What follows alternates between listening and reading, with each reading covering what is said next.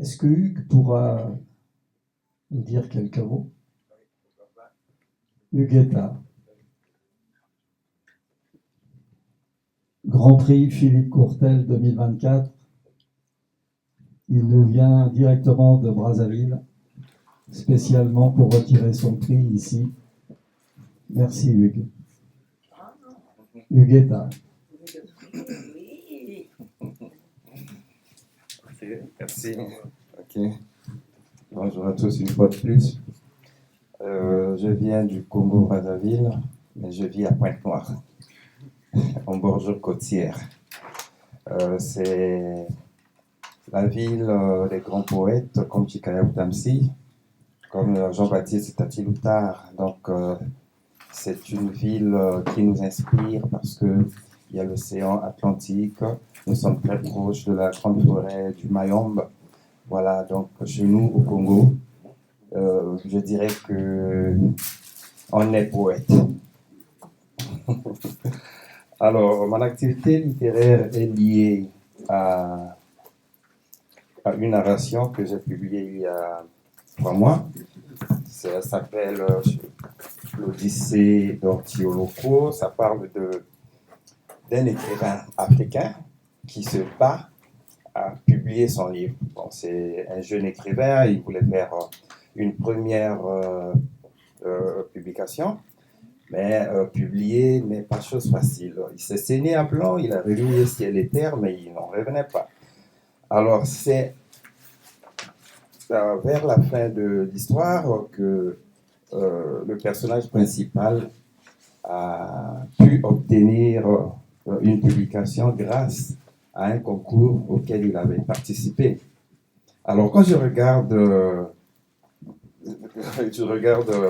mon actualité, justement, je me rends compte que mon livre qui est sorti en juillet parle d'un écrivain qui a pu publier grâce à un concours. Alors, 3 mois après, disons, c'était en septembre, quand j'ai reçu un coup de fil d'Alain, alors j'étais informé du livre que j'ai publié, du livre que j'ai publié grâce justement au Grand Prix Philippe Courtel. Alors je me suis demandé, est-ce que le personnage de mon roman c'était moi-même? Et jusque-là, je suis en train de me demander encore, est-ce qu'il faut que je lui ressemble? Alors, parce qu'il était joyeux, donc c'est la joie que je suis en train de partager en ce moment avec vous. Et grâce à notre ami commun Alain Mourinel, et c'est l'occasion pour moi de dire aussi, de témoigner toute ma reconnaissance au jury du Grand Prix, l'écritoire du Grand Prix Philippe Courtel. Donc, à l'annonce de la nouvelle, je n'ai pas hésité. Déjà, Alain pensait que je devais me faire représenter, c'était possible, hein? Les miens sont là, ils pouvaient venir, mais après j'ai dit, bon, pourquoi ne pas parcourir des kilomètres pour partager l'amitié autour de la poésie avec les poètes qui sont là et les lecteurs de poésie aussi. Voilà, donc je m'en vais vous lire au moins un texte de ce recueil.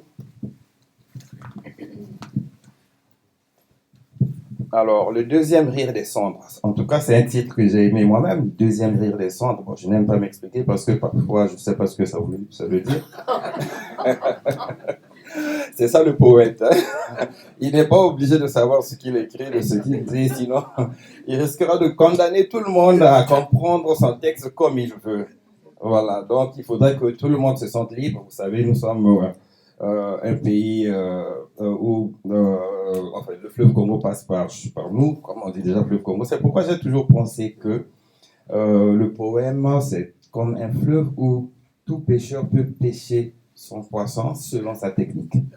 Ça veut dire que le lecteur peut comprendre mon texte à sa manière, je ne le condamnerai pas. Alors, Folklore des vents, page 47. Il sointe sur le toit de ma mémoire. Je me mouille l'âme au cœur de mes forêts primaires. Les feuillages ignorent le folklore des vents au deuil des étoiles. La nuit est le seul costume que je porte. Au son des trompettes fracturées, je danse.